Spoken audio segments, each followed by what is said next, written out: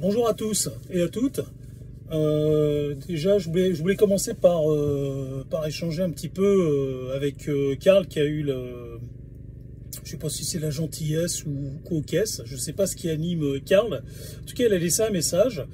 Et bon, moi je veux pas qu'il y ait d'ambiguïté par rapport à l'écologie. On peut minimiser les choses. Et je pense pas que l'heure soit à minimiser les choses en matière d'écologie, parce que l'heure est grave. Les forêts, il y a des choses qui sont indéniables aujourd'hui. Les forêts, elles sont vraiment en mauvais état. Moi, j'ai pas traversé le temps, mais j'ai traversé quand même pas mal de décennies. J'ai bientôt 50 ans, là. J'ai 48 ans aujourd'hui. Et je ne sais pas si c'est une chance ou pas, mais en tout cas, c'est une chance pour transmettre aux jeunes ce qui met mon parcours. J'ai eu la chance de connaître les derniers, on va dire, les derniers instants de la France, quand c'était encore la France, on va dire. D'un point de vue culturel, d'un point de vue écologique, au niveau de sa faune et de sa flore, au niveau d'un point de vue architectural. Alors quand je suis né en 75, moi, quand je suis né, tout était déjà frélaté, enfin, ou presque, et retouché au niveau de l'architecture, hein. Les années 60 étaient passées par là, les architectes à deux balles, enfin, vous voyez, les artistes, quoi, qui ont voulu redonner un souffle à la France, en fait, un souffle nouveau. Bon, vous savez, c'était les débuts, on va dire, de l'architecture moderne. Je ne sais pas s'il faut leur pardonner ou s'il faut rigoler de ce qu'ils ont fait. En tout cas, aujourd'hui, on s'aperçoit avec le temps qu'ils ont défiguré la France avec ces immeubles carrés en béton partout. La France, c'est pas seulement des immeubles, c'est aussi une architecture qui est propre à chaque région, des toitures propres à chaque région, et le fait d'avoir standardisé un peu tout et n'importe quoi, la nourriture, on a standardisé l'architecture, puis on a même fini par standardiser la faune et la flore, enfin en tout cas on l'a capitalisé. Et ça, on peut pas, c'est indéniable, on peut pas minimiser ça. Et bon, l'intervention de Karl, qui essaie très bien d'intervenir, moi au contraire, je suis pour qu'il y ait une interaction par rapport à mes vidéos et mes interventions.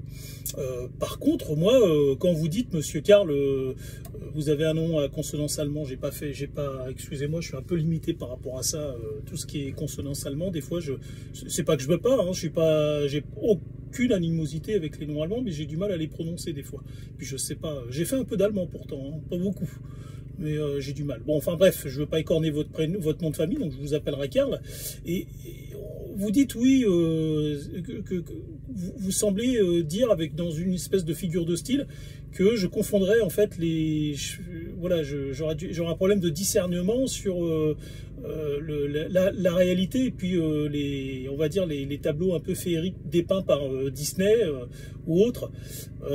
Non, je suis pas limité à ce point-là quand même. Il faut que vous sachiez qu'en fait les forêts françaises à l'origine sont bien plus belles que ce qu'aurait pu imaginer Disney, hein.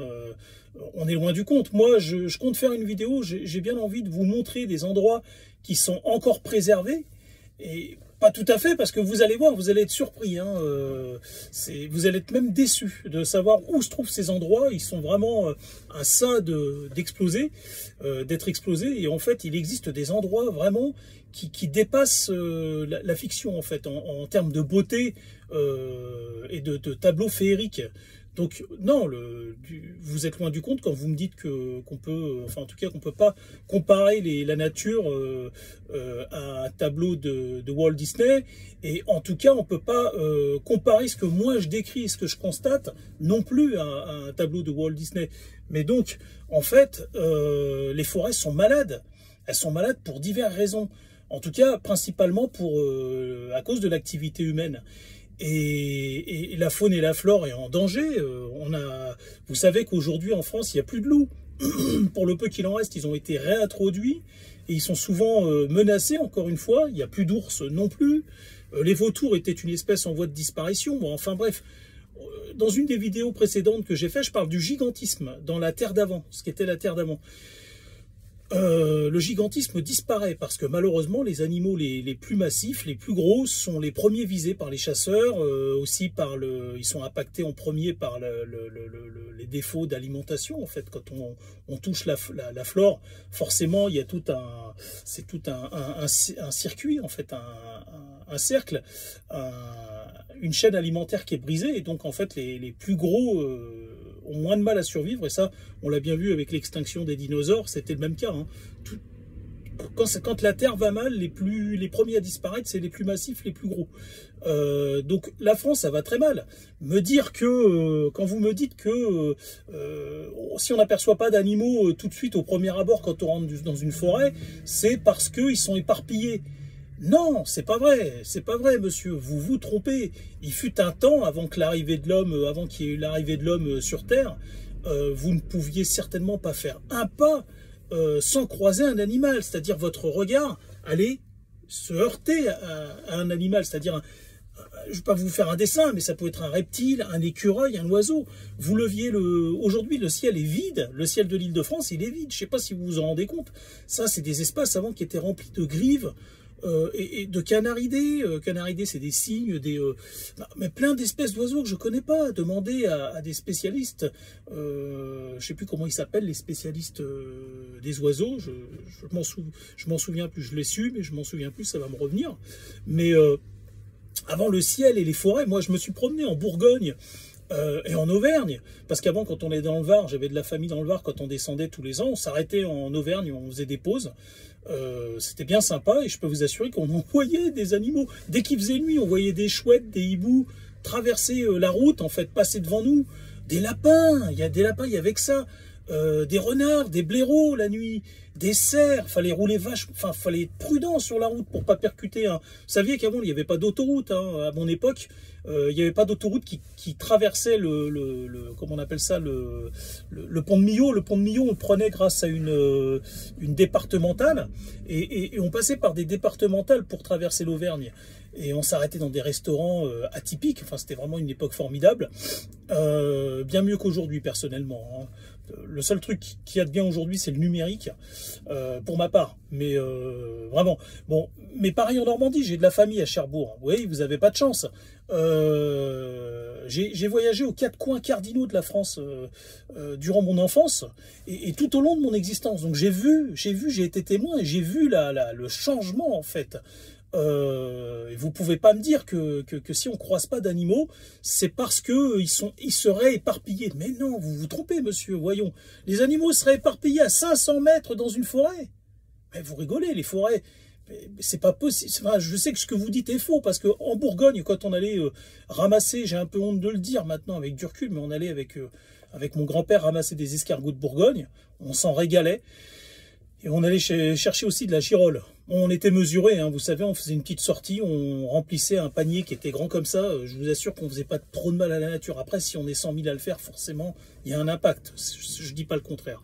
On rentrait le soir et puis on s'occupait de tout ça et on se régalait. Mais quand on était dans les forêts de Bourgogne, on croisait des cerfs. Combien de fois j'ai vu des cerfs? On a été des années avec des cerfs. Les cerfs vous entendent de loin, c'est-à-dire que vous allez les croiser à 40 mètres, pas plus. Les renards, ils dorment la journée, donc c'est pour ça que vous les croisez pas. Si vous les croisez, vous en voyez un, c'est parce que vous l'avez dérangé. Il devait être dans un fourré en train de dormir, et donc il s'est sauvé quand vous êtes arrivé. Mais il fut une époque en Bourgogne, en Côte d'Or, on marchait sur des petits chemins, on croisait des biches, mais sans arrêt. Mais quand je vous dis des biches, c'est pas comme aujourd'hui. Aujourd'hui, vous allez croiser une biche ou deux, une femelle avec son faon. Mais avant, je vous parle de groupes. C'était des groupes qu'on croisait comment on appelle ça, en Bourgogne. C'était pas aucun rapport avec aujourd'hui. C'est pas du tout la même densité au kilomètre carré. On croisait voilà, je vous parle de forêts bruyantes. À l'époque, en Bourgogne, mais c'était un zoo, le truc. On rentrait dans la forêt, on entendait des bruits, mais partout. Je vous assure, Karl, on entendait des bruits d'oiseaux, des bruits d'oiseaux partout dans la forêt. C'était incroyable. Vous étiez exactement comme dans une forêt tropicale. Et encore, je ne sais même pas si aujourd'hui c'est encore comme ça dans les forêts tropicales, mais à l'image que vous aviez un peu des films des années 70, 60, où on voyait des explorateurs partir dans des forêts tropicales et on entendait des bruits incroyables dans les forêts. Bon, c'était pas aussi prononcé, mais quand même, on n'en était pas loin dans les forêts françaises. Je peux vous assurer qu'on entendait des dizaines d'oiseaux, c'était à 60 décibels. Des fois, on avait du mal à parler avec mon grand-père. On s'entendait même plus tellement il y avait d'oiseaux dans les bois. Il y avait des pivers qui tapaient contre les... On entendait toc, toc, toc, toc, toc, sans arrêt, des pivers. On entendait des écureuils. On les voyait, les grands écureuils roux. C'est ce que c'est qu'un écureuil royal? C'est la même chose qu'un écureuil normal, en fait, standard, petit. Mais c'est un écureuil qui fait 40 cm de haut. Je vous assure, Karl, c'est comme un singe. Si vous en avez vu dans les... C'est très impressionnant quand il passe au-dessus de vous dans les branches. Un écureuil royal, là, c'est énorme. Et ils font tomber des glands. Il y avait pas que ça. Il y avait des martres. Il y avait des belettes. Il y avait plein d'animaux qu'on croisait dans les bois. Mais vous n'avez pas idée. Vous n'avez pas idée. J'aimerais savoir quel âge vous avez. Et si vous avez fréquenté les forêts autant que moi. En tout cas... les forêts en France sont très malades et il y a une des raisons à ça, et je vais faire une vidéo là-dessus, c'est la poussière. Vous savez que l'activité humaine génère énormément de poussière et de résidus dans l'atmosphère, des résidus aériens qui vont se déposer sur les feuilles et qui empêchent la photosynthèse des feuilles. Ça se pose aussi, en fait, cette poussière, en fait, elle assèche les branches. C'est-à-dire que elle va se poser sur les branches. Et les branches, en fait, déjà, elles manquent d'humidité parce qu'on a un taux d'humidité qui est considérablement réduit. Je dirais en France de 60... Le taux d'humidité en France a été réduit entre 50 et 60%. Ça, c'est moi qui vous le dis. Alors, vous allez dire que je ne suis pas scientifique, mais vous inquiétez pas. J'ai plus d'une corde à mon arc. J'ai pas forcément besoin d'avoir systématiquement des données scientifiques. Je suis obligé de vous laisser parce que je retourne au travail. Je vous dis à bientôt, car en tout cas, je fais pas cette vidéo pour vous offenser ou quoi aux caisses. Je vous dis à bientôt. Au revoir.